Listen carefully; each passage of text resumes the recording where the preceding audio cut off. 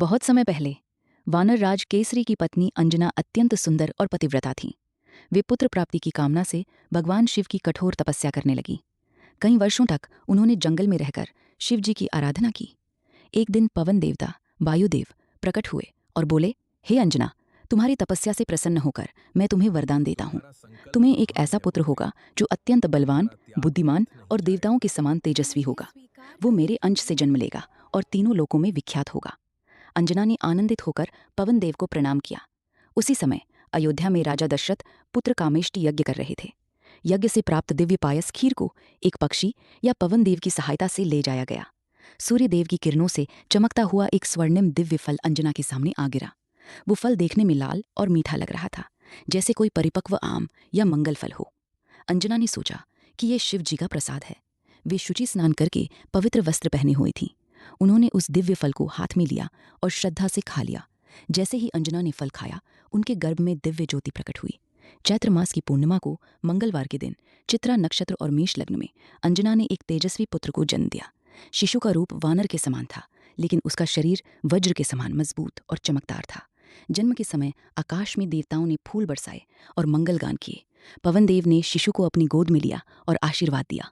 इस कारण शिशु को पवन पुत्र या मारुति कहा जाने लगा। बाद में उनका नाम हनुमान पड़ा। हनुमान जी जन्म से ही असाधारण शक्तिशाली थे। वे कुछ ही दिनों में चलने फिरने लगे। उनका शरीर इतना तेजस्वी था कि देखने वाले हैरान रह जाते। वे पर्वतों पर चढ़ते, वृक्षों को उखाड़ते और अपनी शक्ति का प्रदर्शन करते। माता अंजना उन्हें बहुत प्यार करती और सावधानी से रखती। एक दिन माता अंजना शिशु हनुमान को झोपड़ी में सुलाकर फल लाने के लिए जंगल चली गई। हनुमान जी को भूख लग गई। वे उठे और चारों ओर देखने लगे, लेकिन कोई फल नहीं मिला। तभी सुबह का सूर्य उदय हो रहा था। सूर्य की लालिमा देखकर बालक हनुमान को लगा कि ये कोई बड़ा, मीठा और रसीला फल है। उनकी आंखों में वो फल बहुत आकर्षक लग रहा था। वे बोले, वाह, कितना सुंदर लाल फल! आज मैं इसे खाकर अपनी भूख मिटाऊंगा। हनुमान जी ने छलांग लगाई और आकाश में उड़ चले। उनकी गति इतनी तेज थी कि पवन भी उनके पीछे पीछे दौड़ रहा था। वे सूर्य की ओर बढ़ते गए। सूर्यदेव भयभीत हो गए और भागने लगे, लेकिन बालक हनुमान उनकी गति से भी तेज थे। अंत में उन्होंने सूर्यदेव को अपने मुंह में रख लिया। जैसे ही सूर्य उनके मुख में गए, तीनों लोकों में अंधेरा छा गया। सारा ब्रह्मांड ठंडा और अंधकारमय हो गया। देवता घबरा गए। देवताओं ने देखा कि सूर्य गायब हो गए हैं। इंद्रदेव क्रोधित होकर अपने ऐरावत हाथी पर सवार होकर आए।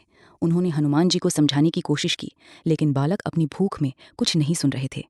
अंत में इंद्र ने अपना वज्र, बिजली का हथियार चलाया और हनुमान जी के जबड़े हनु पर प्रहार कर दिया।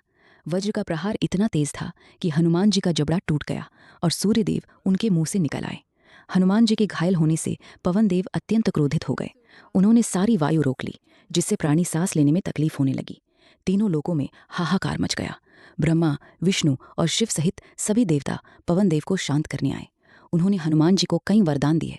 वे अमर रहेंगे, कोई भी अस्त्र शस्त्र उन्हें हानि नहीं पहुंचा सकेगा। वे इच्छानुसार रूप बदल सकेंगे, उनकी शक्ति असीम होगी। इंद्र ने भी उन्हें अपना आशीर्वाद दिया। इस घटना से